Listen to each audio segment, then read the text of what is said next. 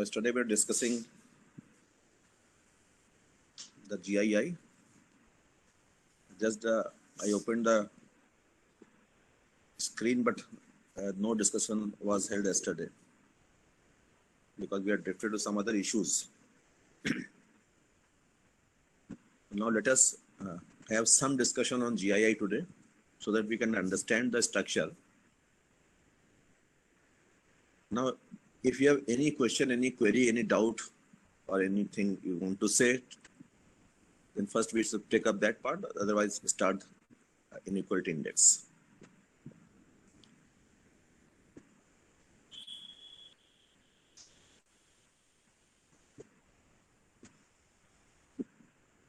Okay. Now, as we know that this index comprises of 3 dimensions and with 5 indicators. Let us very briefly understand the meaning also of these indicators. Naturally, you can understand this is composite index because they are indicators covering different areas, not a single area. Now, first, let us discuss what is MMR, then what is adolescent birth rate. That comprises of health dimension, then other dimensions also. And finally, what is the result and what is the structure of this index, how it is measured, very briefly. Because the method of measurements are not asked for GII, it is basically for HDI. But it is quite similar to that measurement system, that I am not focusing on that measurement system. Because from question point of view, in any examination, they ask, I repeatedly told you, they ask, which is the organization behind the index,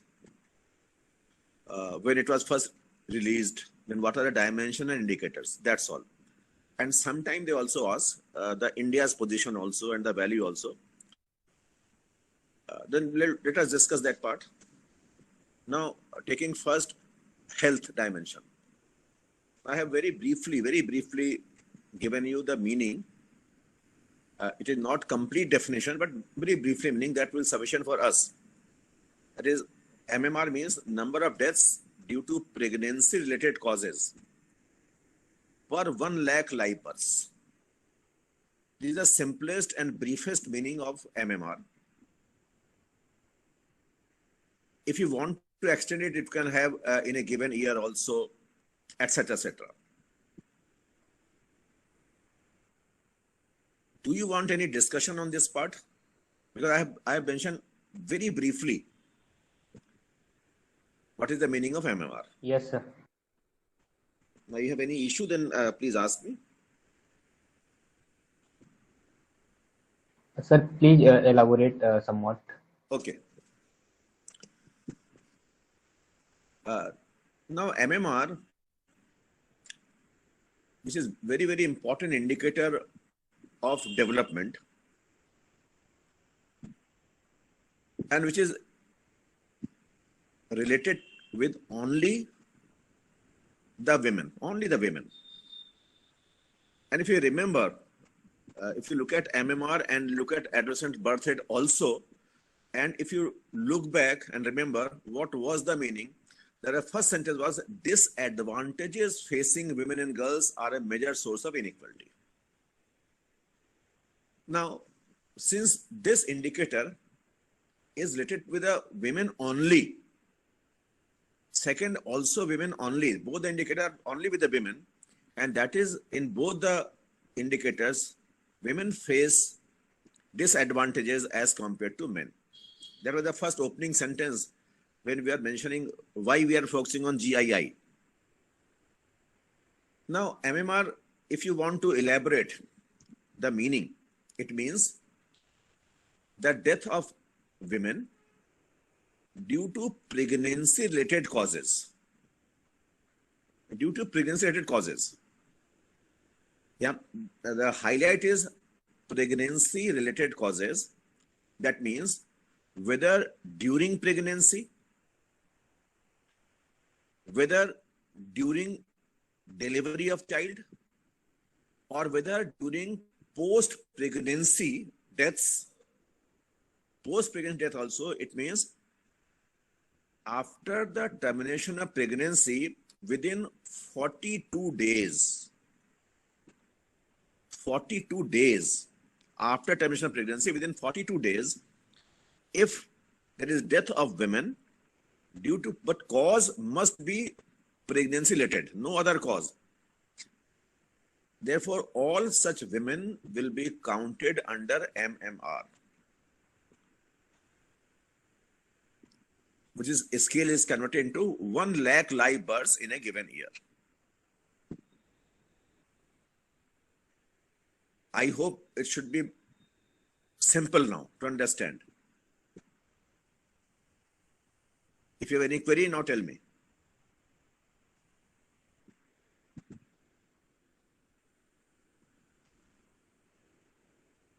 इसका हिंदी है मातृत्व मृत्यु दर, मातृत्व मृत्यु दर, जिसका अर्थ है कि इसके अंतर्गत उन महिलाओं की मृत्यु को सम्मिलित करते हैं जिनकी मृत्यु गर्भ संबंधी कारणों से हुई हो, अर्थात गर्भावस्था के दौरान हुई हो अथवा प्रसव के समय हुई हो अथवा प्रसव के उपरांत 42 दिनों के भीतर हुई हो, दैट इज 6 वीक्स। तो ऐसी मृत्यु को मातृत्व मृत्यु दर के अंतर्गत मापा जाता है और जिसका स्केल, जिसकी माप किसी भी देश में प्रति 1 लाख जन्मों पर, जीवित जन्मों के आधार पर किया जाता है।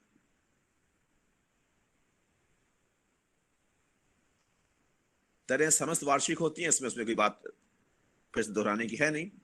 अब आप बताइए कि क्या अभी भी आपको कोई इसमें समझने में कोई परेशानी है? If you have any query in understanding what is the meaning, because I have written very briefly, but since you asked to elaborate, I have elaborated also the complete meaning of MMR. Sir जैसे कि after being mother, अगर वो girl है sir, वो sir अगर blood की कमी या फिर कुछ के चलते अगर जी, कॉज मस्ट बी, आपके सामने लिखा हुआ है cause due to pregnancy related causes. Cause होना चाहिए गर्भ संबंधी कारण होना चाहिए और कोई कारण नहीं होगा जो गर्भ से रिलेटेड हो। अब आप मुझे ये बताइए, जरा सोच के बताइए, जो आपने सवाल पूछा मैंने उसके जवाब में पहले सवाल पूछता हूं आपसे। आप बताइए कि इन मृत्यु का, जिसमें अनेक देश में मृत्यु की दरें काफी ऊंची, भारत में भी अभी अपेक्षाकृत ऊंची दर है इसकी, हम लोग आगे चर्चा करेंगे दर की भी। आप हमें बताइए कि ये जो मातृत्व मृत्यु है, इसके पीछे कारण क्या है? सर कारण बहुत सारे हो सकते हैं, लाइक सर मेडिकल, जैसे बताइए ना, जैसे बताइए कारण क्या है? जैसे सर वो सर जानकारी का अभाव हो सकता है, सर पैसे का अभाव हो सकता है, फाइनेंशियली कमजोर हो। किस जानकारी का अभाव है? सर वो जैसे कि प्रेगनेंसी जब वो उनको आता है सर, जब प्रेग्नेंट होती हैं तो सर मतलब कि वो खान पान सही ना हो या फिर ठीक है, यानी न्यूट्रिशियस आहार ना मिलता हो, हाइजीनिक ना हो। यानी आप कह रहे हैं कि उनका जनरल हेल्थ कंडीशन ही खराब हो। हाँ सर, हो सकता है जी, ये भी हो सकता है। दूसरा कारण ये हो सकता है कि उनको, जैसे आपने कहा, उनका एनीमिक हो, ब्लड कम हो, या समय पर उनको चिकित्सा प्राप्त न हुई हो, या प्रसव की स्थिति में उनको मेडिकल फैसिलिटी ना मिली हो, या फिर ट्रांसपोर्टेशन फैसिलिटी ना मिली हो। तो बहुत से कारण हो सकते हैं, लेकिन सबके साथ गर्भावस्था जुड़ी हुई है ना। कि general health of A women who is not pregnant, यहां पर general health of women who is pregnant, तो प्रेगनेंसी उसको एग्रीवेट कर रही है, उसको, उसके स्वास्थ्य को, या उसके न्यूट्रिशन को, या उसके मेडिकल सिस्टम को, अवेलेबिलिटी ऑफ फैसिलिटीज को, lack of blood transfusion also. There may so many reasons, but these all reasons are linked with the pregnancy. क्योंकि अगर गर्भावस्था ना होती तो उसको इस स्थिति का सामना ना करना पड़ता।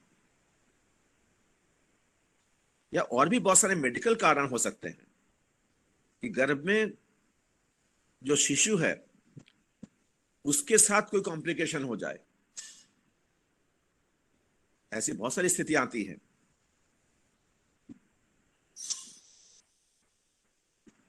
हम लोग यहाँ पे कानून बना है MTP एक्ट, जो हम लोग आगे चर्चा करेंगे, यहाँ पे चर्चा नहीं कर पा रहे, आगे चर्चा करेंगे उसकी। That is medical termination of pregnancy act, जिसमें कई कारण दिए हुए हैं, जिसकी चर्चा आजकल बहुत होती रही है, अखबारों में पढ़ते रहते होंगे कि कभी कभी ऐसी स्थिति आती है कि गर्भावस्था की स्थिति में भी महिला के लिए वैध रूप से गर्भपात कराने की आवश्यकता पड़ जाती है। वैध रूप से, कारण बहुत सारे हो सकते हैं, मैं उनकी चर्चा आगे करूंगा, और उसकी स्थिति में भी मृत्यु हो सकती है। लेकिन सबका कारण जो है, मैंने कहा सबका कारण यहाँ पर गर्भ कारण है। गर्भ संबंधी कारणों से मरने वाली महिलाओं की संख्या, 3 बातें मैंने प्रमुख की। ये पहली तो दरें वार्षिक होती हैं, तो प्रति वर्ष हम लोग गिनेंगे। नंबर 2, प्रसव के समय या प्रसव के उपरांत या प्रसव पूर्व, गर्भावस्था के दौरान, तीनों अवधियों को हम लोग लेते हैं, और प्रसव उपरांत ये 42 दिनों की अवधि है। उस अवधि के अंतर्गत, यानी ड्यूरिंग प्रेगनेंसी, ड्यूरिंग डिलीवरी और पोस्ट प्रेगनेंसी, अगर महिला की मृत्यु के पीछे जो कारण है उसका संबंध गर्भावस्था के कारण है, गर्भ कारण है, तो उन महिलाओं को हम लोग MMR में काउंट करते हैं। और मैंने बार बार कहा कि this is the definition of World Health Organization, जिसको हम लोग यूनिवर्सली एक्सेप्ट करते हैं। भारत में लैक ऑफ ब्लड ट्रांसफ्यूजन भी एक रीजन है। Medical timely availability, non availability of medical facility भी एक कारण है। तो कारण बहुत सारे हैं, but every reason is related with pregnancy related cause. Main है death due to pregnancy related cause. Sir जैसे कि है सर, जो हॉस्पिटल में रजिस्टर्ड होते हैं सर MMR में, तो वही काउंट किए जाते होंगे सर, नहीं क्योंकि नहीं नहीं, सर ऐसा नहीं है, ऐसा नहीं है, ऐसा नहीं है। डेथ कहीं पर भी हो सकती है, ये नहीं कि हॉस्पिटल रजिस्टर्ड हो। जैसे बर्थ भी कहीं होते हैं, बर्थ भी हम लोग लेते हैं क्रूड बर्थ रेट, उसमें हॉस्पिटल की ही बात हम लोग नहीं कर रहे हैं। घर पे डिलीवरी को भी हम लोग काउंट करते हैं बर्थ रेट में। यानी कि बर्थ रेट केवल वही बर्थ रेट है जो चिकित्सालय में होते हैं, ऐसा नहीं है, ऐसा नहीं है उसमें। सर वो डेटा कैसे लेते होंगे सर, जैसे कि घर पे ही मतलब कोई करने में वो हो गया तो? डेटा है, डेटा होता है, क्योंकि आप जानते हैं कि प्रत्येक बर्थ और प्रत्येक डेथ का पंजीकरण, रजिस्ट्रेशन होना आवश्यक है, प्रमाण पत्र लेना पड़ता है, उसके आगे आगे कोई काम नहीं होगा। ये तो आप जानते ही हैं। डेथ कहीं भी यस हुई, sir, yes sir Asha but anganwadi ये सब करती है। यस उसके सर बट सर वो अगर बच्चा जन्म लेने से पहले ही मर गया सर, तो उसका वो सर कहाँ रजिस्टर्ड होगा? तो कॉज तो वही हुआ ना, pregnancy related, but sir registered ही नहीं हुआ अगर बर्थ ही नहीं हुआ उसका तो सर। हम ये तो नहीं कह रहे हैं कि, हमने क्या कहा, हमने बच्चे जन्म तो नहीं कहा, हमने कहा किसी की भी, चाहे पुरुष हो चाहे स्त्री हो, किसी की भी अगर मृत्यु होती है तो मृत्यु को का प्रमाण पत्र आप लेते हैं कि नहीं लेते हैं, बस ये इतना बता दीजिए। हाँ सर ये है ये तो है। फिर वो तो आ गया उसमें, उसमें कॉज भी लिखा था, कॉज क्या है, मृत्यु कहीं पर भी हुई हो, मृत्यु एक्सीडेंटल सड़क पे हुई हो, घर पे हुई हो, हॉस्पिटल में भी, कहीं पर भी हुई हो, तो every death and every birth is also counted and measured. हम ये नहीं कह रहे हैं कि हमारे यहाँ 100% शुद्ध आकलन हो सकता है, ये नहीं होता है। इसलिए जब हम लोग बर्थ रेट लेते हैं उसका एक शब्द जोड़ते हैं, क्रूड बर्थ रेट, CBR, रुक्ष जन्म दर, क्योंकि बहुत सारे जन्म और मृत्यु ऐसी होती है जो गणना से परे हो जाती है। बट इट इज, इसलिए सैंपल रजिस्ट्रेशन सर्वे होता है, रजिस्ट्रेशन सर्वे भी हम लोग करते हैं, उस पर ही बेस्ड होता है। तो जो आपने सवाल पूछा वो तमाम देशों में इंक्लूडिंग भारत में स्टैटिस्टिकल सिस्टम के लीकेजेस हैं। आप हमें बताइए ये सोचकर कि भारत में जनगणना प्रत्येक 10 साल में होती है कि नहीं? Yes sir. होती है, और बहुत बड़ी संख्या में उसमें लोग लगते हैं और पूरे देश में लोग लगते हैं। जनगणना आप पढ़ेंगे उसके बारे में, उसमें एक पॉइंट ऑफ टाइम होता है कि उस समय उतने बजे की जनगणना है, चाहे वो व्यक्ति घर पे हो, चाहे वो यात्रा में हो, चाहे वो कहीं पर भी हो, गणना की जाती है। और आपके भी आंकड़े देखें, किसी प्रदेश के आंकड़ा देख लें, देश के डेटा देख लें, या किसी शहर या जिले का आंकड़ा देख लें, तो उसमें आपको आंकड़े में नहीं मिलेगा लगभग 5,000 लिखेगा, 5,327 व्यक्ति। अब बताइए कि क्या प्रत्येक व्यक्ति की वास्तव में घर घर जाकर गणना होती है? No that is no sir. Leakage, वही मैं कह रहा हूं, that is leakage. But all data are not approximate data. Data एक्ट नहीं होता, उसमें बिल्कुल एक एक व्यक्ति का डेटा मिलता है उसमें आपको। That is the weaker part of our statistical system. इसीलिए हम लोगों ने उसमें बहुत सारे प्रोजेक्ट लॉन्च किए हैं ताकि हम लोग स्टैटिस्टिकल सिस्टम को और बेहतर कैसे बना पाएंगे। इसलिए हाँ बताएं सर, ये एमएमआर में मतलब सर मदर की डेट काउंट होती है, चाइल्ड की भी? क्या लिखा है बताइए, क्या लिखा हुआ है? आप फिर से पढ़िए जरा। अगर आप हिंदी मीडियम में हैं तो जो आपका पहला शब्द है, पहला शब्द एमएमआर का पहला शब्द क्या है? हिंदी में अनुवाद कीजिए।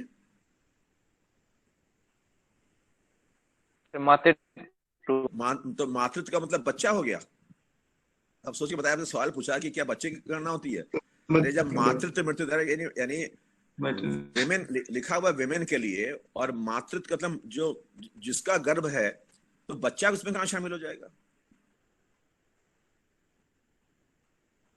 जब मां की मृत्यु गिनना है तो बच्चे की मृत्यु गिन लेंगे आप? कुछ तो सोचा कीजिए भाई, कितना सिंपल सा लिखा हुआ है। सर तो समझ गए सर सर जो एमएमआर है सर, वो ज्यादा एक्यूरेट होता होगा सर आईएमआर से? नहीं नहीं, हम इसमें हम लोग कंपेयर नहीं करते कि आईएमआर ज्यादा एक्यूरेट है कि एमएमआर है, या चाइल्ड मॉर्टेलिटी रेट है। वो तुलना नहीं कर रहे हैं हम लोग, तुलना करने की बात भी नहीं है।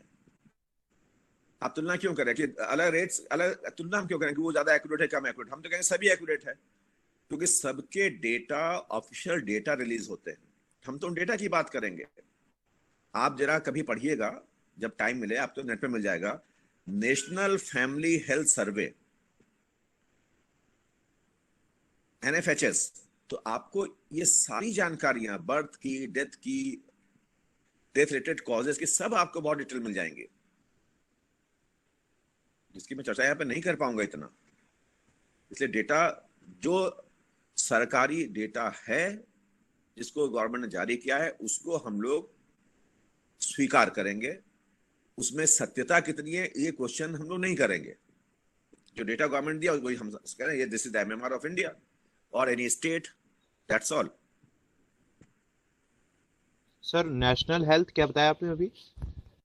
National family health survey, NFHS, NFHS 1, NFHS 2, NFHS 3, NFHS 4 आप देखेंगे तो आपको इसमें बहुत डिटेल, हेल्थ रिलेटेड बहुत डिटेल आपको मिल जाएगा, which is not required for you, but since you have asked the question, then I have given you the answer. And when you appear for some competitive examination, you need these type of surveys. There are just उसके highlights आपको पढ़ने पड़ते हैं। तब competitive examination में इन जो official reports हैं उन पर बेस्ड क्वेश्चन बहुत आते हैं। मैं इसी, आपने जो पूछा मैं बता दूं आपको कि जब भी एग्जामिनर से क्वेश्चन बनाने को कहा जाता है, तो जो एग्जामिनर अच्छा होता है, ठीक ठाक एग्जामिनर है, वो हमेशा ऑफिशियल रिपोर्ट्स पर अपना क्वेश्चन बनाता है। किसी मैगजीन पर बेस्ड हम क्वेश्चन नहीं बनाते हैं। If I frame a question, I will pick World Development Report, Human Development Report, Economic Survey, means government publications और सम ऑर्गेनाइजेशनल पब्लिकेशन। हम उनकी रिपोर्ट पे बेसिस पर, भाई इट इज माई, मैं तो यही करता हूं, उस पर मैंने क्वेश्चन बनाया, और जिस पेज पर जो चीज के बेसिस पे मैंने क्वेश्चन डेवलप किया है, उस पेज की मैंने एक फोटोकॉपी रख ली अपने पास, ताकि जब कभी RTI होता है कि सवाल सही है गलत है, तो मैं दिखाऊंगा ये इसका ये आंसर है, यहां से पिक किया मैंने, क्वेश्चन पिक किया था ये। Therefore, I will tell you when you appear from such examination कि what reports you must go through for preparation of your competitive examinations. तो कभी अखबार से क्वेश्चन नहीं बनते हैं, अखबार में पता नहीं मिसप्रिंट हो या जिसने लिखा है उसने कितना सही लिखा है। क्योंकि बहुत बार होता है कि जब आप ऐसे सामान्य अखबार हम देखते हैं, उसमें कोई इकोनॉमिक्स का आर्टिकल लिखा होगा और उसमें नीचे लिखा होगा लिखने वाला जो है लिखेगा लेखक स्वतंत्र पत्रकार है, तो वो स्वतंत्र है सब कुछ लिखने के लिए, स्वतंत्र पत्रकार है, अर्थशास्त्री तो है नहीं। तो इसलिए अच्छे एग्जामिनर बड़ी जिम्मेदारी से क्वेश्चन भी फ्रेम करते हैं, वरना आप देखते हैं कि हर बार जब एग्जामिनेशन होते हैं पता चलेगा 4-5 सवाल ही गलत फ्रेम हुए हैं। ये हमेशा की दिक्कतें आती हैं। Therefore, I take this precaution always to frame the question which is based on some authentic report, authentic publication, either it is government publication or minister's report or the report of World Bank, IMF, World Economic Forum, like these organizations. I will tell you what type of literature you must read when you prepare for your competitive examinations. And in that light, National Family Health Survey report is also one of the very important report in which you can get variety of data related to health structure in India. All type of data of health structure in India. और जब कभी कोई इस प्रकार का नया सर्वे या नई रिपोर्ट आती है तो उसकी भी आप चर्चा करेंगे। जैसे मैं केवल यहाँ पर रेफर कर रहा हूँ, केवल मैं उसे डिटेल नहीं कर रहा हूँ। अगेन हम लोग बात करते हैं नेशनल इनकम की। आपने पूरा पढ़ा होगा कि हम लोग किसकी इनकम को शामिल करते हैं, किसकी शामिल नहीं करते हैं। खासकर हम लोग ये शामिल नहीं करते हैं कि जो घरेलू क्रियाकलाप हैं, जो इंपॉर्टेंट एक्टिविटीज हैं, they are not counted in national income accounts. खासकर हम लोग उसमें ये बात हमेशा करते हैं, women's household activities, housewives contribution is not counted in national income account. I hope you know, all of you know this thing very well. Yes, sir. Yes, sir. Yes, But sir. but recently, the National Statistical Office and the Ministry of Statistics and Program Implementation has completed a very important survey for the first time in India, that is known as Time Use Survey, TUS, Time Use Survey. मैं थोड़ा सा आगे जिक्र करूंगा इसका, तो आप थोड़ा इसको पढ़िएगा, नेट पे मिल जाएगा टाइम यूज सर्वे। जिसका मतलब ये है कि लोगों ने इन एडिशन टू जो अपना आपका एक्टिविटी है, प्रोडक्टिव एक्टिविटी, उसको हम लोग काउंट करते हैं, उसके अलावा बाकी समय आपने कैसे बिताया, which is very important to understand women's contribution. For example, although household includes both men and women, but I'm focusing women because we're talking about GII, कि उन्होंने कितना समय घर की साफ सफाई में, किचन में या कपड़ों की साफ सफाई में, इसमें कितना समय मिला है, टाइम यूज सर्वे। तो आप उससे बड़ा इंटरेस्टिंग आप रिजल्ट देख सकते हैं। वो उसकी रिपोर्ट आ गई है अभी, TUS की रिपोर्ट। This is first time in India such type of survey has been made, time use survey. कितना आपने मनोरंजन के समय बिताया, दोस्तों के साथ बिताया, कम्युनिटी एक्टिविटीज में बिताया। तो that gives a very good idea. और फिर उसके बाद हम लोग डेवलप करेंगे कि इनमें से इसकी हम इकोनॉमिक वैल्यू कैसे निकालेंगे, so that it can be covered under the national income accounts also. Lot of time a woman spends in kitchen in cooking, so that is also productive contribution, but that is not yet accounted for in NAS.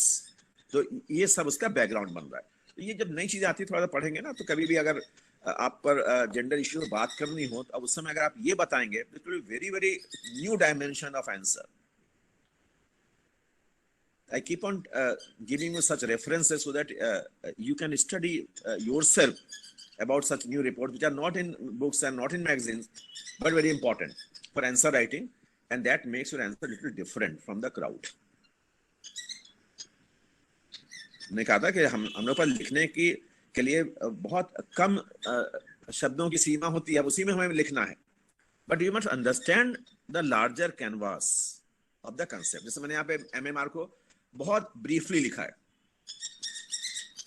not even 20 words, because that is not the issue right now. But I have given you so much detail about the MMR so that you can understand. तो understanding हमारी बेहतर होनी चाहिए, भले ही हम कम लिखने का हमें अवसर मिले. तो मेरे ख्याल से अब MMR तो डाउट नहीं होना चाहिए. Any doubt on MMR? तो जब आप प्रिपरेशन करते हैं सिविल सर्विस, तब आपको वहां पर देखना पड़ेगा कि इंडिया का MMR कितना है, या किस स्टेट का MMR हाईएस्ट है या लोएस्ट है. वो वहां पे आप फिर अपने जनरल स्टडीज में वहां पे आप पढ़ते हैं. तो here we are not discussing that part in Indian context. We are just discussing what is the structure of GII. When you understand it, then you can have many ideas, dimensions of MMR also. But you please keep on asking questions. You don't hesitate to ask questions. I like that you ask questions so that I can understand that you are taking interest. You want to know many things. इसलिए उसमें कोई दिक्कत नहीं. भले ही हम लोग कल हमने कुछ नहीं पढ़ा, लेकिन बहुत कुछ पढ़ा. भले हमने अपना सेकंड पेपर नहीं पढ़ा, लेकिन I have given you so many ideas. That is the real meaning of education. यानी केवल जो सिलेबस है उसको कवर कर लें, वो तो हम लोग 1 घंटे में कवर कर सकते हैं. That is not the issue. कितना हमें ज्ञान प्राप्त हुआ, that is more important thing. इसलिए आप थोड़ा सा इसमें अपना जितना भी आपका फ्री टाइम हो, थोड़ा सा टाइम आप इन चीजों को भी ढूंढने में. मैं रोज आपको कुछ किताबों, कुछ रिपोर्ट्स, कुछ जिक्र कर देता हूँ, so that you can have a better understanding and try to search the material. क्योंकि आज तो सबके पास इतने सोर्सेज ऑफ इंफॉर्मेशन है कि आप बस आपको ये गाइड चाहिए करने वाला कि क्या हम पढ़ें. क्योंकि मैं हमेशा कहता हूँ कि जब आप कॉम्पिटिशन की तैयारी कर रहे हैं तो 2 बातें आपको याद रखनी चाहिए. वो बड़ा बढ़िया मंत्र है. नंबर 1, क्या पढ़ें, क्या पढ़ें. नंबर 2, क्या ना पढ़ें. दोनों बातें इंपॉर्टेंट हैं. यानी आपको क्या ना पढ़ने वाले में टाइम वेस्ट ना करें, बल्कि वो टाइम लगाएं क्या पढ़ना है हमें. Because you have limited time for your preparations. Therefore, devote your time in those areas, those issues, those topics which are important, and don't waste time on those types which are not important, which are not to be asked. तो क्या पढ़ें और क्या ना पढ़ें, दोनों बातें बड़ी इंपॉर्टेंट होती हैं. That is the strategy. इसलिए क्या पढ़ें उसमें मैं आपको टिप्स देता रहता हूँ, रोज कुछ ना कुछ टिप्स देता हूँ कि आप ये भी पढ़ लीजिए, ये भी देख लीजिएगा. Because we don't have so much time to discuss all these things in detail. मैंने किसी ने पूछा, मैंने बताया कि National family health Survey is very important. Time use survey is also a new concept, in totally new concept. For the first time this concept has been given in Indian context. तो आप थोड़ा इसको देखिए time पर. और मैं कोशिश करूंगा कि आप इस तरह की बातें भी कुछ करें, कुछ लोगों से भी आपको मिलाऊं ऐसे जो आपको थोड़ा सा और मोटिवेट कर पाएंगे. We will have some extra sessions for some extra things, not economics. I will try to arrange some very good discussions, interaction with some persons who will discuss with you some different issues of life, basically for your personality and your preparation for examinations. Not this BA, these were simple examinations. इसकी हम बातें नहीं करते. We talk bigger examination where there are wider canvas for study and preparations. Okay. चलिए, now tell me, जैसे हम लोगों ने MMR की बात की थी, मैंने कई लोगों ने कहा there are so many causes, and one of the causes is the lack of blood transfusion, timely blood transfusion. That is also one of the causes of MMR. रक्त की कमी और समय पर आवश्यकता के समय रक्त उपलब्धता न हो पाना भी एक रीजन है इंडिया में MMR के हाई होने के वजह. So many causes, this is also one of the causes in many cases. Yes और नो बताइए आप. Yes, sir. Sir. Yes, sir. Now tell me, how many of you know your blood groups?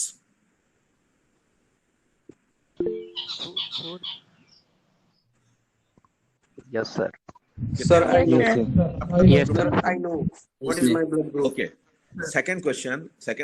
How many of you have donated blood? Yes, sir. I have donated. Donated. Very good. How many times? Sir, I Sir, also I never Two times. donated. How many times?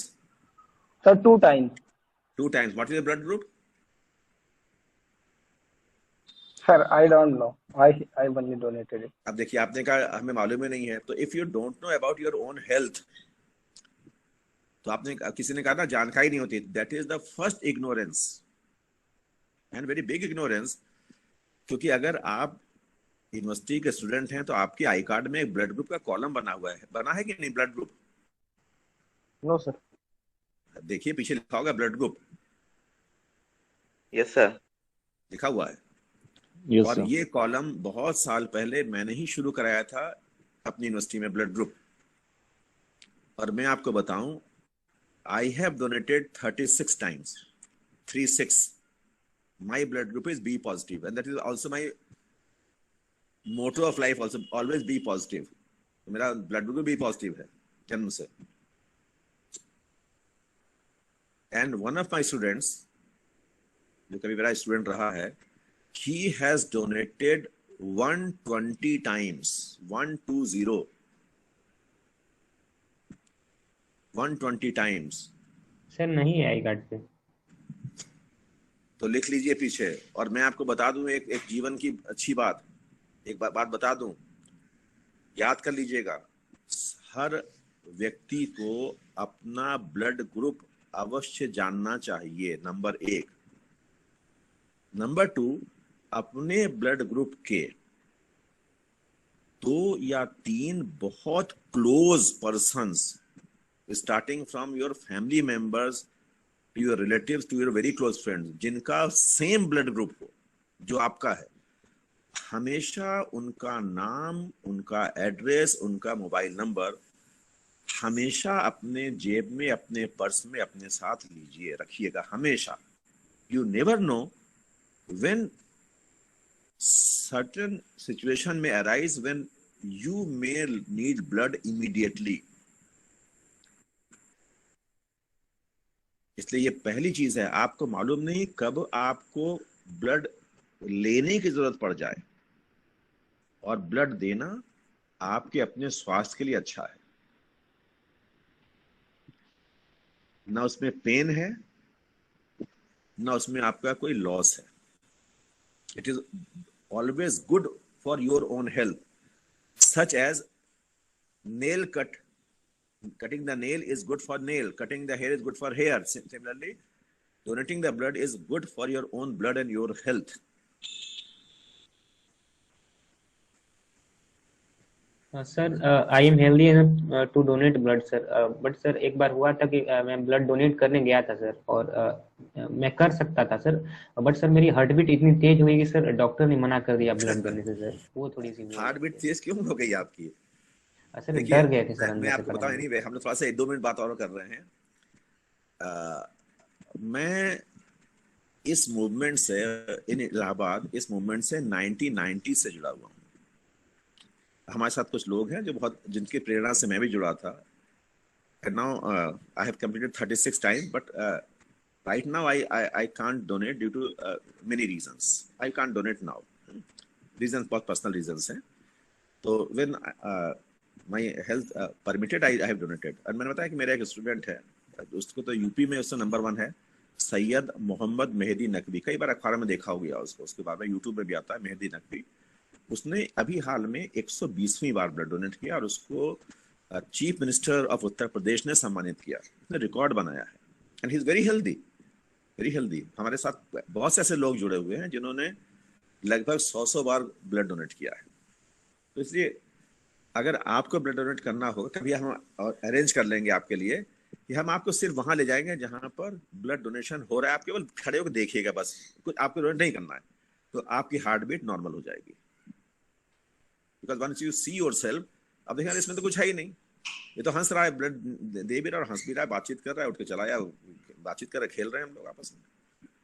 तो ये psychological बहुत होता है आपका।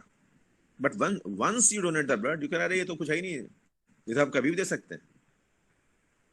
That is and this is the biggest thing, biggest contribution for the humanity. That is the what you can do for to save lives of others without causing any cost to yourself, and rather you are getting blessings and also getting health benefits also.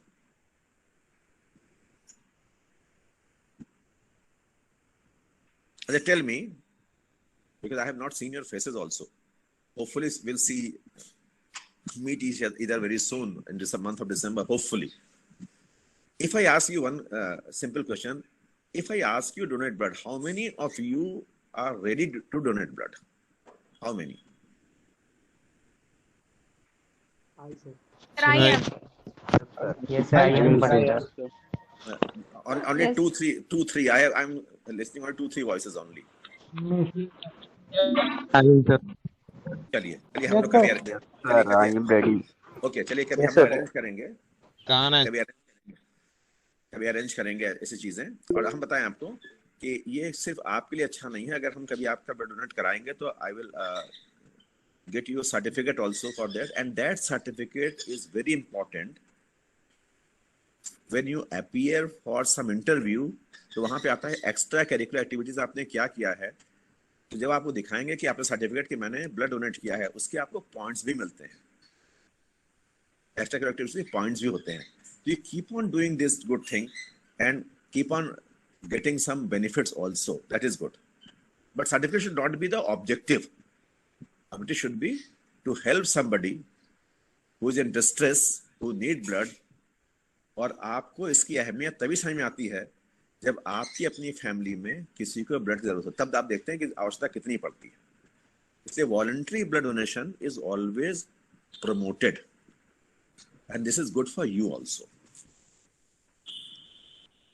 जब offline classes थे तो साल में एक बार मैं अवश्य ऐसे करता था कि अपने यहाँ पर या कहीं आपको ले चलकर एक कैंप करवा देते थे हम लोग 4-5 घंटे का, जिसमें हम लोग कुछ अच्छे blood donors including that student Syed Mohammad Mehdi Naqvi जिसकी मैंने बात की, उसको बुला के उनसे आपकी मुलाकात कराते थे, आपके क्वेश्चन आंसर कराते थे, और जिनको जिनको जरूरत होती थी वहीं on the spot blood group detection हो जाता था। 2 मिनट लगता है ब्लड ग्रुप टेस्ट करने पे, आपको कार्ड बनाते हैं, ये आपका ब्लड ग्रुप है।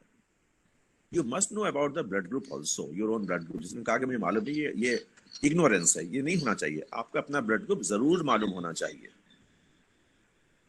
क्योंकि आप अपने शरीर के बारे में जानेंगे तो फिर क्या लाभ है उसका। एजुकेशन का रियल मीन तो यह है कि at least you know yourself first, that is very important. Anyway, we have drifted again, but since we are discussing about MMR and in which lack of timely blood transfusion facilities also one of the reasons in India, तो मैंने इसलिए बात की, you can save lives of so many people। चलिए हम लोग कभी मौका मिलेगा जब आमने सामने होंगे तो मैं कुछ ऐसे ऑकेजन जरूर डेवलप करूंगा जिसमें हम आप साथ मिलकर कुछ अच्छा सा काम कर सकें for the humanity. that you get blessings, and I firmly believe in this point, that if you do good with no self motives, then you always get blessings।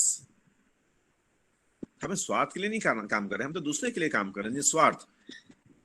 इसलिए कहा जाता है कि रक्तदान महादान, इससे बड़ा कोई दान नहीं है, और ये वो दान है जिसको आप जीते। First time yes tell me, first time blood donate करने से कोई प्रॉब्लम होती है?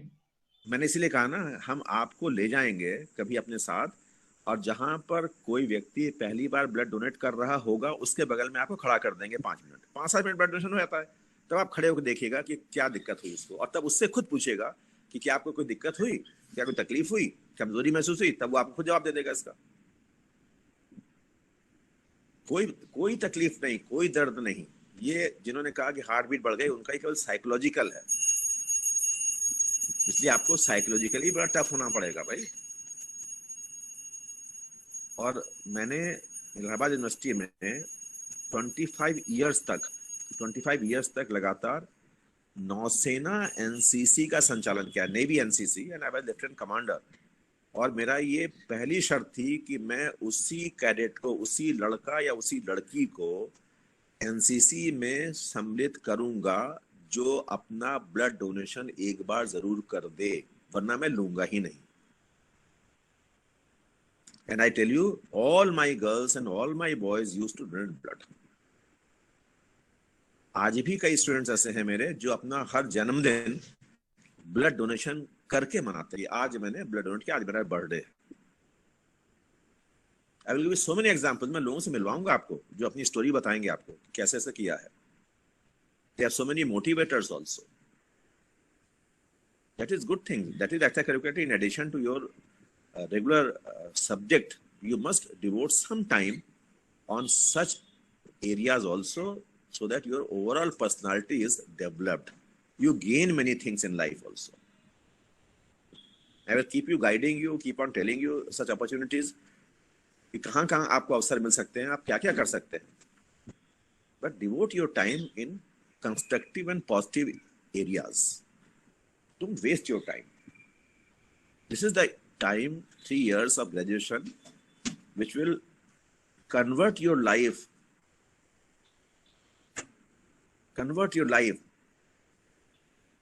in a positive or in a negative area also. ये आपके ऊपर है कि आप किसे चुनते हैं। And I have given you example so many times that I have number of examples of the students who have cracked civil services in first attempt. But they have worked strategically hard during their graduation time. इसलिए मैंने पहले भी कहा था एक अच्छा अखबार पढ़ना, हिंदू पढ़ना शुरू कीजिए। कितने लोग आप में से हिंदू पढ़ते हैं, मुझे बताइए, कितने लोग हिंदू पढ़ते हैं? मैंने कई बहुत दिन पहले बताया था। तो मैंने भी पढ़ा था। सर आई बताइए कितने पढ़ते हैं? Sir, I read daily. Okay, just tell me, the girl, tell me, what is the headline of today's Hindu?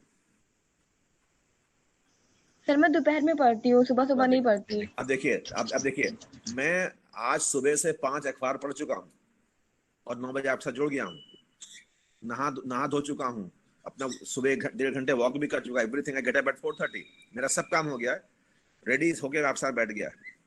और आज का मैंने इसलिए कहा आज का हिंदू का जो हेडलाइन है वो है net zero target ahead of conference of parties, COP, conference of parties, जो ग्लासगो इंग्लैंड में 1 नवंबर को होगा। उसमें नेट जीरो, आज के अखबार में 2-3 पेजेस में बहुत अच्छे आर्टिकल्स हैं on environment and net zero.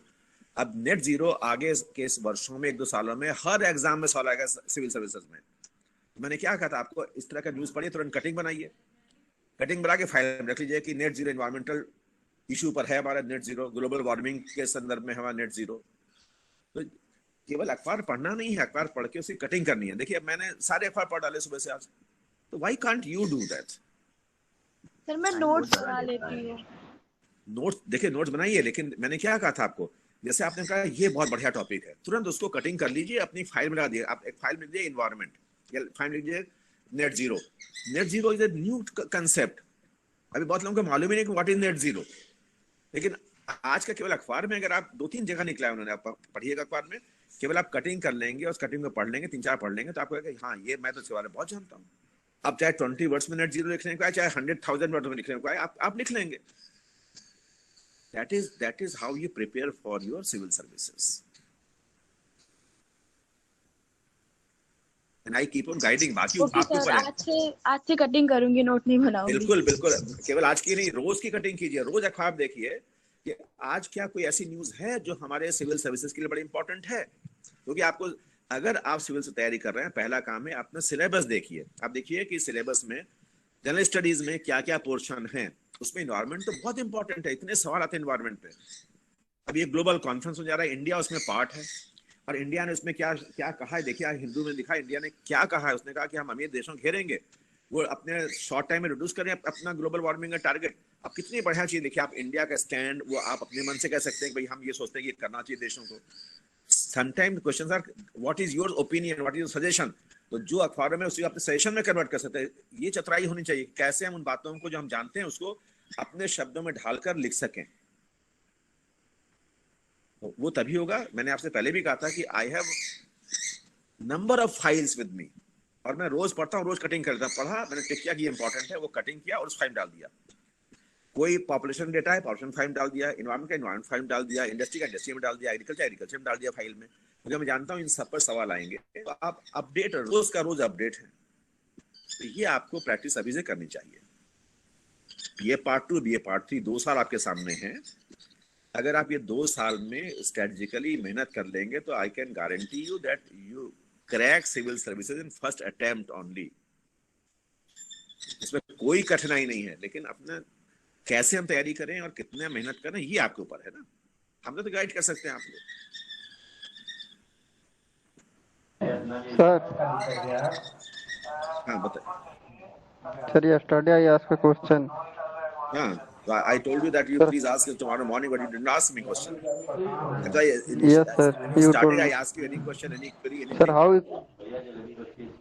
Tell me what is the what sir was how it? economics can be prepared for optional subject?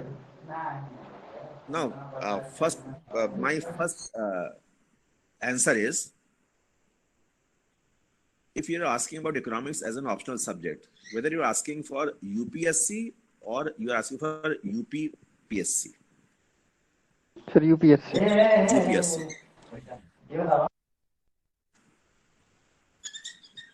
Now, if you are thinking about economics or any subject, the answer is very simple answer. First of all, it is for everybody. मैं सबके लिए बात कर रहा हूँ. First of all, you see the syllabus of different subjects. पहला काम है कि आप syllabus देखिए different subjects का.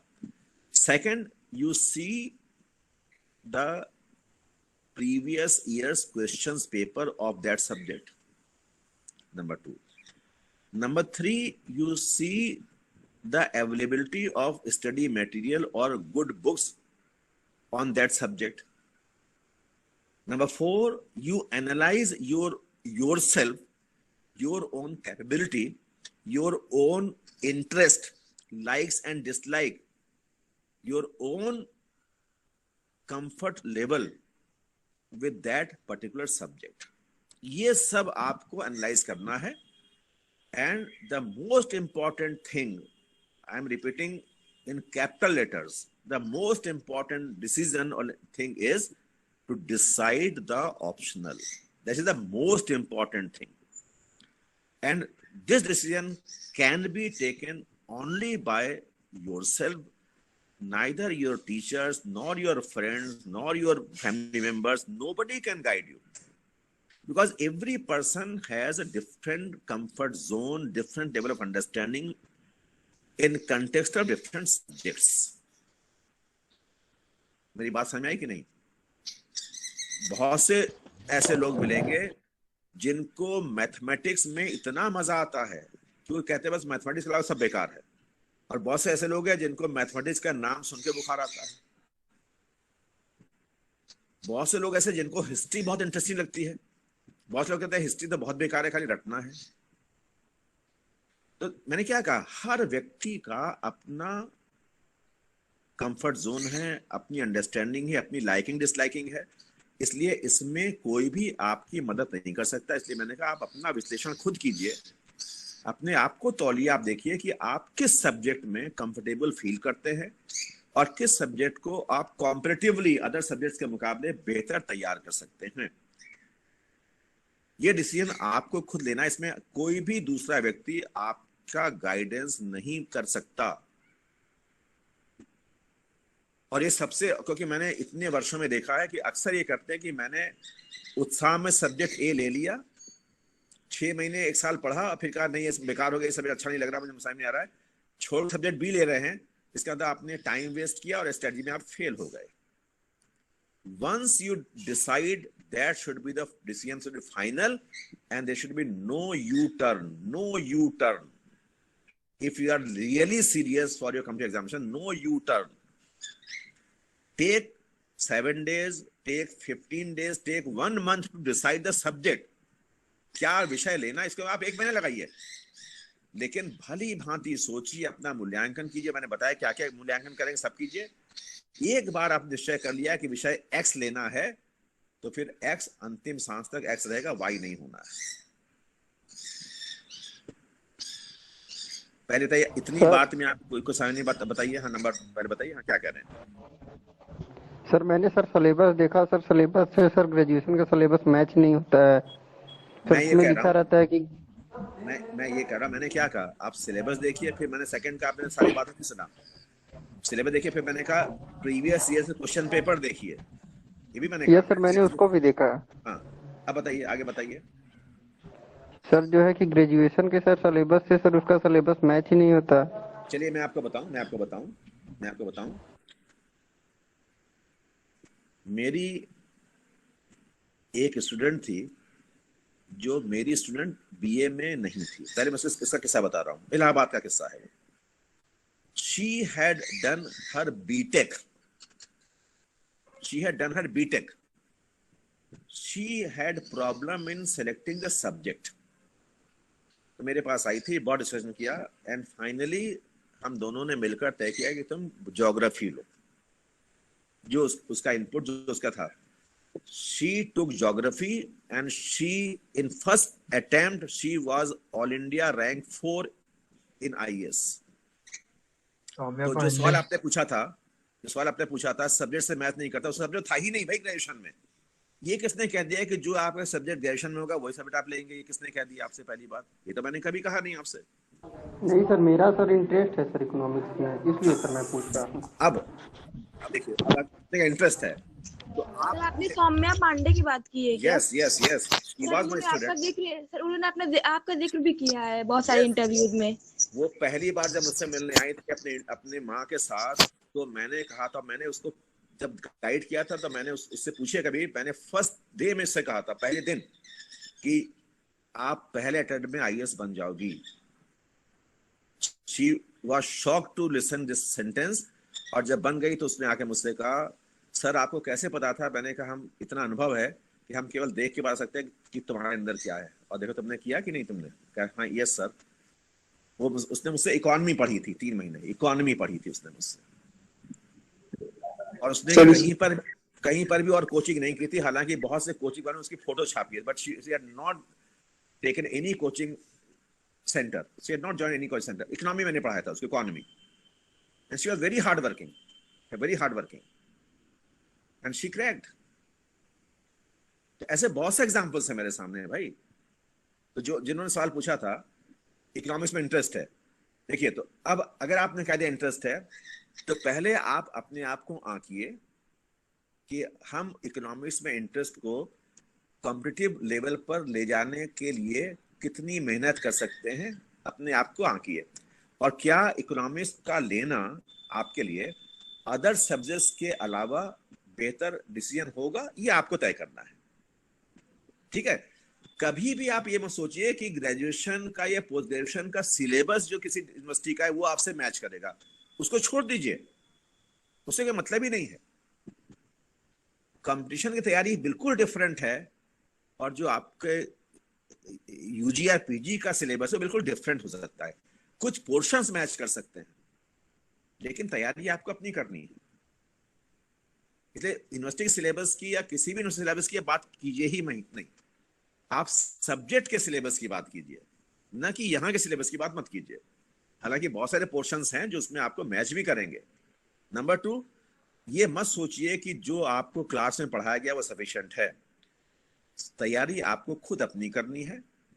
हाँ, अगर आपने डिसाइड कर लिया कि इकोनॉमिक्स इज फाइनली आप अभी 15 दिन और लगाइए, आप मिड नवंबर में मुझसे बात कीजिएगा, मिड नवंबर में, तब मैं बताऊंगा कि मैंने डिसाइड कर लिया।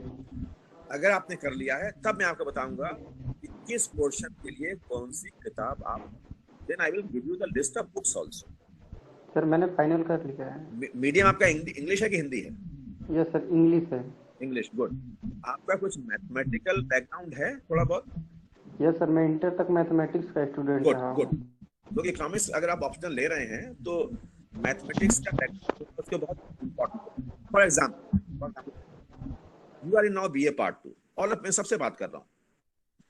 बीए पार्ट 1 में ये बहुत पॉपुलर चैप्टर था आपका, वो था इंडिफरेंस का, पेपर 1 में। ठीक है, सबने पढ़ा ही। Yes sir. और उसमें एक जो बहुत कॉमन इशू आता है, सवाल आता है, वो है कंज्यूमर्स इक्विलिब्रियम।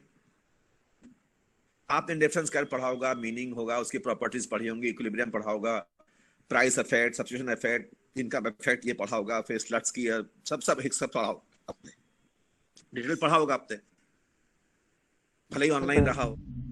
आप बताइए कि अगर इंडिफरेंस कर्व, जिन्होंने कहा कि इंटरेस्ट है इंडिफरेंस कर्व में कंज्यूमर इक्विलिब्रियम, आपने पढ़ा है कि नहीं? Which is most important, most popular. Sir अभी सर पढ़ना स्टार्ट किया है सर, बुक ली है एचएल आहूजा की। आपने तो BA1 पास कर लिया है, तो BA1 में नहीं पढ़ा आपने? सर BA1 में सर मैं रेगुलर क्लास नहीं ले पा रहा था। लेकिन एग्जाम दे पा रहे थे आप? एग्जाम दिया था ना आपने? No sir.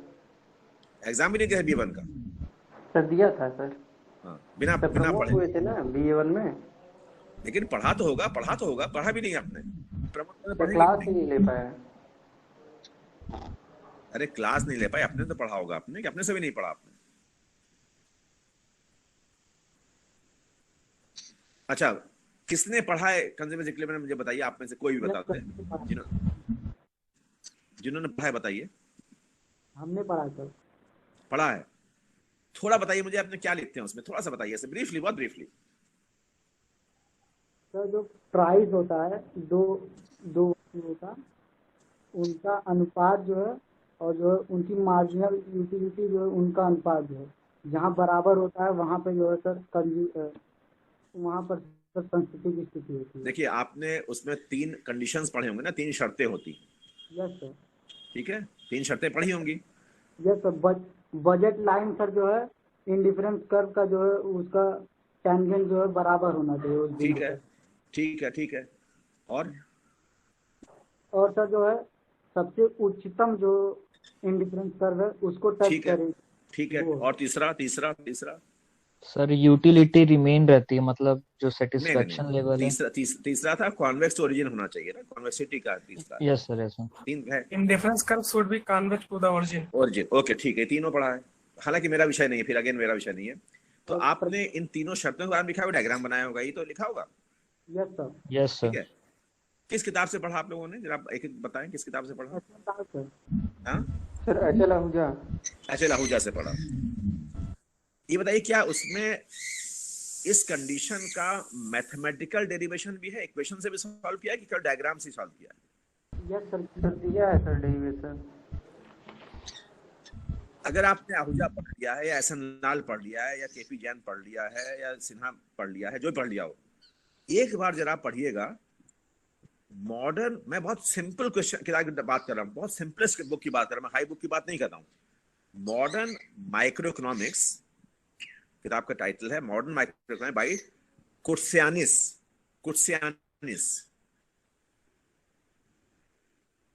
KUTSOYIANNIS, कुर्सियानिस। बड़ी पॉपुलर बुक है, modern micro economics bye कुर्सियानिस। Sir कुछ स्पेलिंग कैसे बोलिए?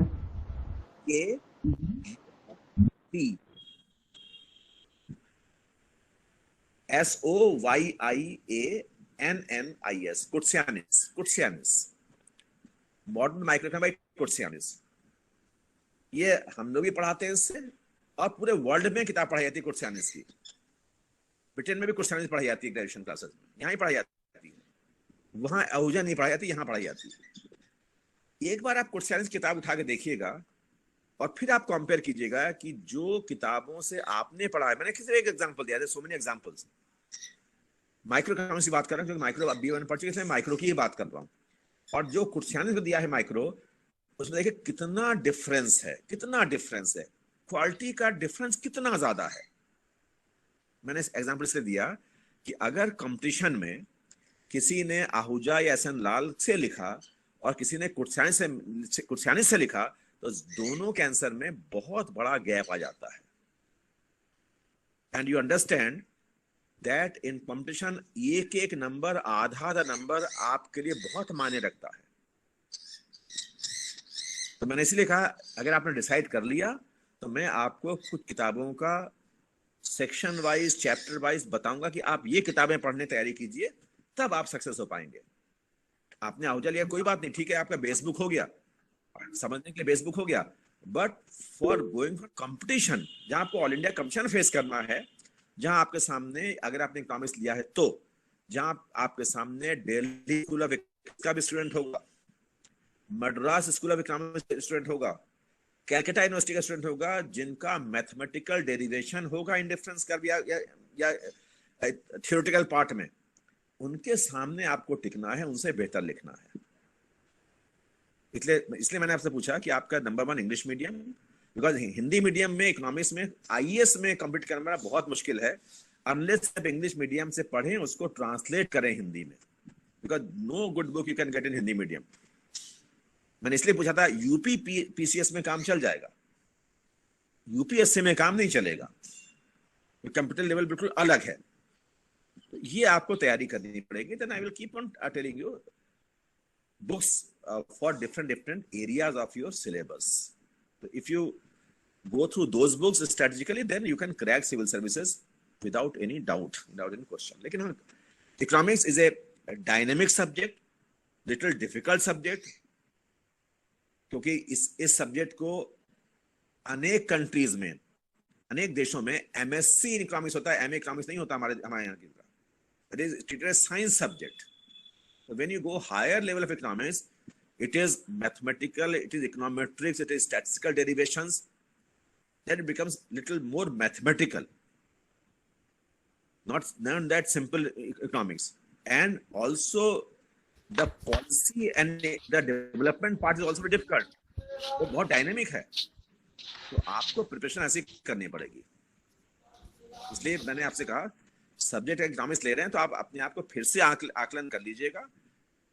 मैंने इसलिए कहा कि मिड नवंबर में मुझसे बात कीजिए, तो then I can when finally decide, then I can give you lot of books. मैं सब दे दूंगा, किताबें आपको। यस सर, मेरे बारे में बता दीजिए सर, जब से कभी आपसे मिलते हैं तो, कि मैं बन सकता हूँ। क्या चीज बताइए। अच्छा, आपके बारे में। ये सर यूपीएससी से क्रैक करना है तो कर सकता हूँ। हर व्यक्ति बन सकता है, हर व्यक्ति कर सकता है। आप क्यों सोचते हैं कि हम बता देंगे? आई एम नॉट ज्योतिष भाई, बट अगर मैं आपसे आधे घंटे सामने बात करूंगा तो इतनी मुझ में समझ की शक्ति है कि बता दूंगा कि आपकी कहाँ कमी है, क्या करें, आप बन सकते हैं। Everybody can do it. And I will share some experiences also. Soumya is only one of those experiences. ऐसे मेरे सैकड़ों विद्यार्थी हैं जो आज बहुत ही highly placed.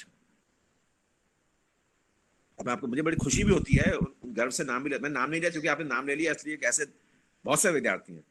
One of my students who was from very humble background, Hindi medium, तो she was my student in BA part 1, नहीं बघाड़ा में रहती थी। बीए पार्ट 2 बीए पार्ट, फिर मेरे साथ उसने एमए भी किया, फिर मेरे साथ पीएचडी भी किया उसने। And during her graduation she started improving herself. PG में उसने और इम्प्रूव किया, फिर रिसर्च स्कॉलर हो गई, तो हम लोग रोज ही साथ बैठते उठते थे। मैंने उसको बहुत तरीके से उसको तैयार किया। And now you know she is professor in America. वो इकोनॉमिक्स की प्रोफेसर है अमेरिका में। कितना गर्व होता है कि आपके विद्यार्थी इतनी ऊंची। लेकिन हाँ, उसने मेरे साथ बहुत मेहनत किया और ग्रेजुएशन में वो बहुत ही सामान्य विद्यार्थी थी। तो आप अगर मेहनत करते हैं, और मैं हमेशा कहता हूं if you have good guidance, और मैं तो अपने आप को बहुत भाग्यशाली समझता हूं कि ऐसे बहुत सारे गुरुओं का मुझे आशीर्वाद मिला, जिनसे बहुत सीखा, जिन्होंने मुझे मार्गदर्शन किया। आज भी मेरे गुरु हैं, बहुत ही उच्च स्तर पर गुरु हैं जो मुझे हमेशा गाइड करते हैं। तो we learn so many things of life. मैं हमेशा कहता हूं कि मैं get up at 4:30 in the morning, तो मेरे सामने ऐसे आदर्श हैं, मेरे गुरु हैं जिनकी एज 87 ईयर्स की है, and he works harder than what I do at this age. हम उनसे प्रेरणा लेते हैं कि जब वो कर सकते मैं क्यों नहीं कर सकता। तो ये आपको भी सोचते हैं कि हम हार्ड वर्क करें। जैसे किसी ने कहा मुझसे, एक लड़की ने कहा कि मैं दोपहर में पढ़ती हूँ। होता है आपके सुबह कुछ काम रहता है कि मैं तो सुबह पढ़ लेता हूँ, अपना 1.5 घंटा बाहर टहल भी आया, नहा धो के तैयार भी हो गया, पढ़ भी लिया, कटिंग भी कर लिया, I am ready with all my activities for the day. And सोते सोते मुझे 10, साढ़े 10, 11 बज जाएगा। दिन में कभी सोता ही नहीं हूँ, पूरे टाइम काम करना है। जितना अपने आप को आप कष्ट दीजिएगा, जितना अपने आप को तपाइएगा, उतना ही आप निखरेंगे। ये ध्यान रखिए, आलस मत कीजिए, टाइम वेस्ट मत कीजिए, वर्क हार्ड। ये अपॉर्चुनिटी ऑफ लाइफ की है, दोबारा लौट के नहीं आएगा ये समय, देखिएगा। After you will be eligible for IAS educational wise, उसमें ग्रेजुएशन ही मांगता है क्वालिफिकेशन। मैं एज की बात नहीं कर रहा हूं। आप ग्रेजुएशन हो गए तो आप पीसीएस के लिए अपीयर हो सकते हैं, आईएएस के लिए अपीयर हो सकते हैं, आप अपीयर हो सकते हैं, लेकिन तैयारी तभी से करनी पड़ेगी ना आपको। ये नहीं कि बहुत से लोग कहते हैं अच्छा ग्रेजुएशन हो जाए तब मैं सोचूंगा, तो फिर वो सोचते रह जाएंगे, उनकी स्थिति शोचनीय हो जाएगी। यही टाइम है, डे 1 से आप स्टार्ट कर दीजिए। मैं कितनी बातें रोज आपसे करता रहता हूँ, समझाता हूँ कि क्या करना चाहिए, कैसे अपनी लैंग्वेज इंप्रूव कीजिए, कैसे डायरी बनाइए, एक वर्ड हिंदी का लिखिए, एक अंग्रेजी का लिखिए, कोटेशन लिखिए, कितना काम आता है। किसी भी मौके बात करें तुरंत आप कोटेशन आ जाता है आपके दिमाग में, कविताएं आ जाती हैं, शेर आ जाते हैं आपके दिमाग में। ये आपको इतनी प्रैक्टिस होनी चाहिए कि आप कभी भी निबंध में लिख सकते हैं, इंटरव्यू बोलते में लिख सकते हैं, मेंस में लिख सकते हैं, और ये आपकी तैयारी की चीज है। दुख की बात क्या है मुझे कि हम लोग ऑफलाइन नहीं हो पाए अभी तक, कि हम लोग मिल पाते, आपस में बैठ के बात कर पाते। And I always help my students, I always give time to my students. मैं इसी में अपना समय डिवोट करता हूँ कि if I am able to guide them और देयर अचीवमेंट इन लाइफ, तो मुझे लगता है इससे बड़ी चीज मेरे लिए कोई नहीं हो सकती। सर जी, अगर आपसे मिलना हुआ तो यूनिवर्सिटी में कहीं पर मिल सकते हैं? आपने इतना धीरे बोला, मैं सुन ही पा रहा हूँ, नहीं सुन पाया मैं, क्या कहा? सर जी, अगर आपसे मिलना हुआ तो कहाँ पर मिल सकते हैं, यूनिवर्सिटी में या फिर? यूनिवर्सिटी मिल सकते हैं आप, यूनिवर्सिटी में क्यों नहीं मिल सकते? यूनिवर्सिटी जब अगले महीने उम्मीद है ऑफलाइन हो जाएगी तो हम लोग जरूर मिलेंगे। ऐसे ही मिल सकते हैं आप, हम बता देंगे कब हम लोग मिल सकते हैं, कुछ बातें कर सकते हैं मिलकर, कुछ हम लोग प्रोग्राम कर सकते हैं मिलकर। लेकिन अभी चूंकि ग्रेजुएशन को अलाउड नहीं किया इन्होंने, इसलिए ग्रेजुएशन का भी अलाउड नहीं है, पीजी को अलाउ कर दिया है ऑफलाइन, लेकिन यूजी को अलाउड नहीं किया है। इसलिए अभी चूंकि ऑफिशियल परमिशन नहीं है, इसलिए अभी मैं बात नहीं कर। मैंने कहा अगले महीने शायद होपफुली हम लोग मिलेंगे, फिर तब क्यों नहीं मिलेंगे, तब जरूर मिलेंगे सर। हाँ बताएं सर, इकोनॉमिक्स के लिए क्या पहले sir basic books Indian writer की पढ़ना जरूरी है? मैंने ये नहीं कहा, मैंने ये तो नहीं कहा बेसिक आप कहीं से पढ़ लीजिए, आप एनसीईआरटी पढ़ लीजिए, एनसीईआरटी से बेस तैयार कर लीजिए अपना, बहुत सिंपल एनसीईआरटी तैयार कीजिए। हमने ये नहीं कहा बेसिक, क्योंकि उन्होंने कहा आहूजा, मैंने कहा चलिए आहूजा है, बेसिक बुक आपके सामने होगा अंडरस्टैंडिंग के लिए, बाकी तो आपको अच्छी किताबें पढ़नी पड़ेंगी। Excuse me sir. Yes yes sir, जो ये गवर्नमेंट के डॉक्यूमेंट्स होते हैं, जैसे इकोनॉमिक सर्वे और नीति आयोग की रिपोर्ट होती है, हाँ हाँ सर अगर कोई सिविल सर्विसेज में अपियर हो रहा है तो उसे कितने दिन, मतलब कितने साल की पढ़नी चाहिए? सिर्फ उसी साल की कि उससे पहले की भी? 1 साल तो एटलीस्ट, यानी पिछली रिपोर्ट तो जरूर पढ़िए, क्योंकि देखिए मतलब कि मैं बता रहा हूँ, मैं बता रहा हूँ, जब आपका एग्जामिनेशन होता है, ठीक है, उसके लगभग 3 महीने पहले क्वेश्चन सेट होते हैं, लगभग 3 महीने पहले। जैसे यूपीएससी हम लोग से क्वेश्चन बनवाता है, ठीक है, तो हम अकेले नहीं है, उसमें बहुत से लोगों से इंडिया से क्वेश्चन बनाएंगे, फिर उन क्वेश्चंस में से क्वेश्चन छांटे जाते हैं, फिर उसका मॉडरेशन होता है, फाइनल पेपर बनता है। इसका मतलब 3 महीने पहले से काम शुरू होता है। तो उस 3 महीने, जब मान लीजिए सपोज फॉर एग्जांपल अप्रैल, तो अप्रैल का मतलब है मार्च, फरवरी, जनवरी, तो जनवरी से पहले का जो लेटेस्ट रिपोर्ट हो, एग्जाम की डेट से 3 महीने पहले के समय जो लेटेस्ट रिपोर्ट है वो जरूर पढ़ लीजिए, जरूर पढ़ लीजिए। और कुछ रिपोर्ट ऐसी है जो उसका पिछला भी पढ़ लीजिए, कम से कम इकोनॉमिक सर्वे 2 बार का पढ़ लीजिएगा। Okay sir, I get it. Got it ना? Then I will tell you कि इकोनॉमिक सर्वे आप कैसे पढ़ें, ये अभी नहीं बता रहा हूं कैसे पढ़ें, उसमें पूरा सर्वे नहीं पढ़ना है। I will tell you what portions you have to go through and what you have to delete. मैंने पहले ही कहा था ना, क्या पढ़ें और क्या ना पढ़ें, ये नहीं कि पूरा सर्वे पढ़ डालना है आपको। मैं बताऊंगा कि सर्वे में क्या क्या पोर्शन आपको पढ़ने हैं। It is very premature discuss all this thing at right now, लेकिन अब मैं बता दूं क्या पढ़ेंगे उसमें से आप। सर आपने जो स्टार्टिंग में बताया था सर, नेट 0 था या 1 नेट कार्बन एमिशन था करके कुछ सर? जो आपका आज का हिंदू का जो हेडलाइन है, if I remember very correctly, उसमें लिखा है India weighs net zero target. Net zero लिखा हुआ है, net zero target ahead of conference of parties Glasgow में जो होने वाला है। तो उसमें एक बॉक्स दिया हुआ है, आप पढ़िएगा, पहले में बॉक्स दिया है रोड टू नेट जीरो। मुझे पूरा याद है, मैंने अखबार बहुत गौर से पढ़ा, बड़ा इंटरेस्टिंग न्यूज था। उसमें उन्होंने 4 पॉइंट दिए हुए हैं कि क्या नेट जीरो का रोड मैप क्या होगा। That is net zero, NET net, ZERO zero, net zero target. United Nations का हर साल एनुअल मीटिंग होता है, इसे हम लोग कॉन्फ्रेंस ऑफ पार्टीज कहते हैं, COP। तो COP 26 जो है वो ग्लासगो में होने वाला है, उसी की तैयारी चल रही है। उसी तैयारी के रचना में नेट जीरो की बात आ रही है, और इंडिया का उसमें स्टैंड क्या होगा ये भी आ रहा है। Is it clear now? Yes sir. Sir एक क्वेश्चन है। हाँ। सर जो रोड टू नेट जीरो है उसका जो सेकंड पॉइंट है ना, उसमें हम लोगों को कोल प्लांट रिटायर करने हैं, तो हम कैसे रिटायर कर पाएंगे? वो तो हमारा बैकबोन है। अभी मैं बताऊं, मैंने अभी सुबह ही एक वीडियो देखा। सोचिए मैं सुबह कितना काम कर चुका।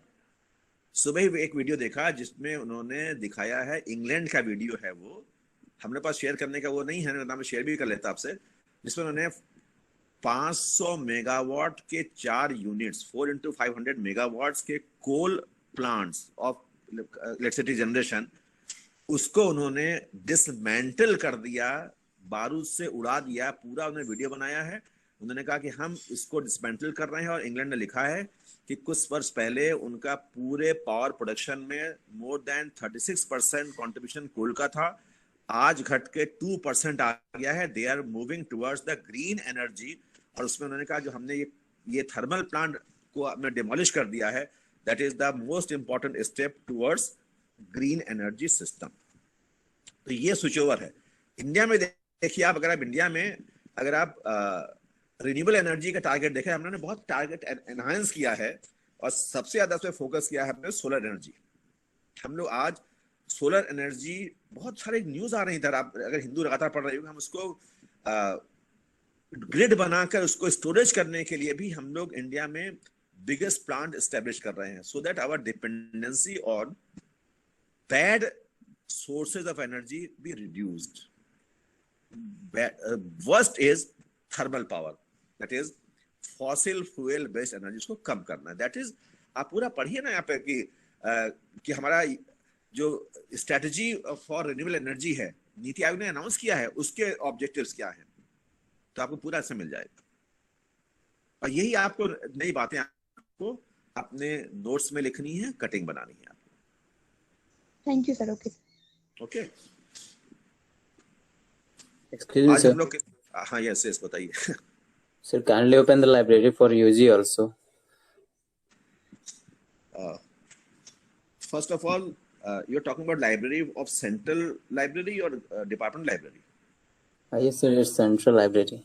Central library is also open for UG students. You can. So it's open for PG student only. Right now, because what I told you, right now, UG students have not been permitted in university for their physical presence. That is the precaution university administration has taken on the direction of UGC and Ministry of Education. They have permitted PG students and research scholars from 1st of October. When UG will also be permitted, then library will be available for the UG students also. Just wait for 1 more month, because it is a difficult time. अगर आपने news पढ़ा होगा आज, तो it is a very difficult time and again cropped up in China. आपने पढ़ा होगा, आज हिंदू में देखिएगा, पूरा फोटोग्राफ दिया हुआ है। चाइना ने बहुत फिर से प्रतिबंध लगाना शुरू कर दिया है, वहां अचानक केसेस बढ़ गए हैं। आप पढ़िए चाइना का, और अगर चाइना में बढ़े तो it is a warning signal for India also. तो unless we have some precaution, और मैं देखता हूँ इलाहाबाद में 99% लोग they are not using mask, जबकि थ्रेट आपका इतना बड़ा है। I don't know how many of you are using mask, but I regularly use mask. आज भी यूज करता हूँ मास्क। तो थोड़ा सा हम लोग एजुकेटेड बिहेव करें, अपने आप के लिए प्रिकॉशन बिहेव करें, वो भी नहीं करते हम लोग। दैट इसलिए बंद करना पड़ रहा है, क्या करें। आप यूनिवर्सिटी में आइए, देखिए कितने स्टूडेंट सब घूम रहे हैं, hardly anyone will having mask. आप सड़क पे जाते होंगे, मार्केट जाते होंगे, हार्डली 1% विल वियरिंग मास्क। कोई जरूरत ही नहीं लगता कि हम लोग का कोरोना खत्म हो गया। और ये अचानक ही आता है, विद इन 1 वीक ऐसा आता है कि हाहाकार मचा देता है। चाइना के न्यूज कल ही का देखिएगा। So therefore, when university administration will decide to open it for UG also, then we will have a meeting. हम लोग पर्सनली मिलेंगे, हम लोग फिजिकल क्लास भी करेंगे, एंड लाइब्रेरी भी अपनी ओपन होगी। I am also waiting for last 2 years। सोचिए मैं कितना इंतजार कर रहा हूँ कि आए तो हम लोग बहुत सारे काम। मैं आपको बताऊं कि हम लोग, आपने तो वो दिन देखा नहीं है, हम लोग यूजी में एसोसिएशन बनता था हमारा, BA1 का अलग, BA2 का अलग, BA3 का अलग, इसमें क्लास के रिप्रेजेंटेटिव्स होते थे, प्रेसिडेंट होते हैं, ट्रेजरर होते हैं। प्रेसिडेंट एक सीनियर प्रोफेसर होता है, ट्रेजरर एक सीनियर टीचर होता है। और हम लोग कितने सारे एक्टिविटीज करते थे, हमारा डिपार्टमेंट करता था सिर्फ पूरे यूनिवर्सिटी में। और उसमें मैं कराता था आपको क्विज कंपटीशन का था, क्विज, जिसमें जिस सवाल मैं पूछा उस सवाल पूछता था मैं, ताकि आपको प्रिपेयर कर सकूं for civil services. Quiz competition, ऐसे competition, debate competition, painting competition, photo competition, हम इतने लॉट ऑफ कंपटीशन, और इतने खूबसूरत हम सर्टिफिकेट उसको देते थे। एक एनुअल फंक्शन करते थे, उसमें सर्टिफिकेट देते थे हम लोग। अभी हम लोग कर ही नहीं पा रहे हैं कुछ। तो we are missing the campus life very badly. क्या करें? Helpless. That is the situation right now. So I always pray that student becomes normal soon, so that we can have some physical classes, we can interact, and we can have, जब interact करते हैं class में, that transform your personality also.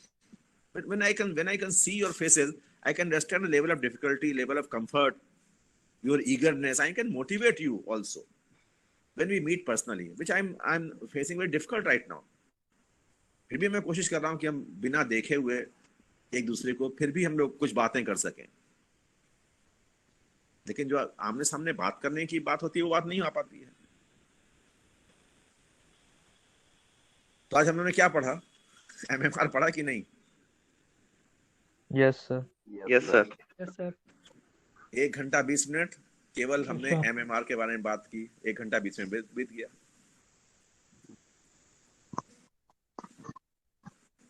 चलिए फिर हम लोग ये बात अब कल करेंगे, ठीक है? Tomorrow also eight 9 o'clock, and hopefully tomorrow we'll be able to finish this. Okay. Okay, sir. Now I'll talk to you tomorrow then. Thank you so much.